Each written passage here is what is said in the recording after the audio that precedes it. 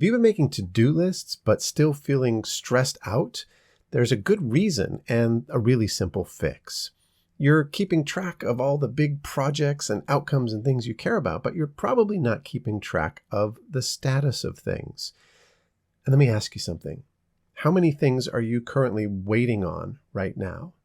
Packages that are coming your way, or drafts of documents where you need some feedback, approvals on something? A lot, if you really think about it.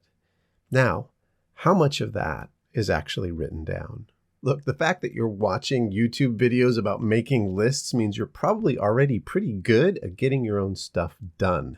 However, collaboration is everything these days. So if you've been feeling impatient about your team's results, you need to keep track of those things that other people are doing for you with something we call the waiting for list. No, this is not babysitting or doing someone else's job for them. The reality is that if you are tasked with an outcome, if you care about getting that done and it involves other people, you need this list. Now, I'm going to share with you in this video some of the tips that I've shared with hundreds of private coaching clients to help them go from feeling overwhelmed to back in control.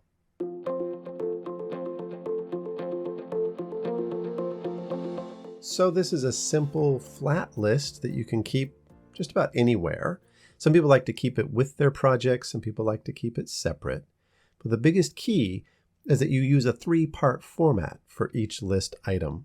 And the 3 parts are who it is you're waiting for, when you started waiting for it, and what you're waiting for to come back to you. Who obviously tells you who it is and who you need to follow up with. When you started tells you how long it's been. And of course, what it is tells you whether or not that's actually happened.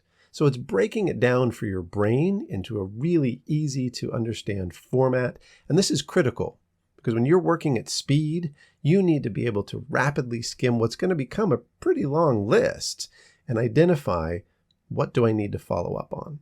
So many workplaces and teams and families are plagued by the disease of nagging.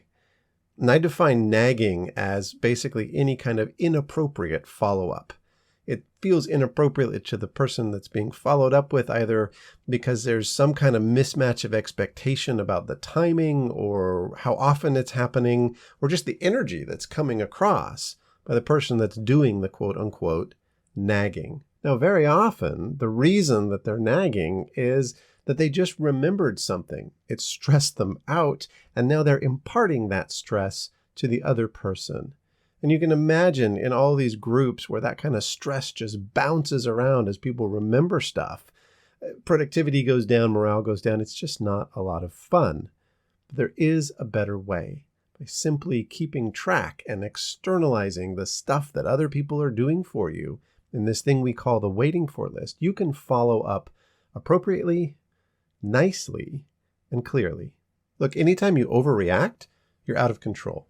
But you can take back your power and take back control of the projects you care about by implementing a waiting for list. And the thing is that this list is just one tiny piece of a methodology we call getting things done, or GTD, that can help you to work smarter instead of harder, that can help you create freedom and focus in your life and in your work, and to do your life's work without stressing out. That sounds intriguing even as a possibility in your life. Go ahead and hit subscribe, and I and my colleagues will tell you more about the methodology in the coming weeks.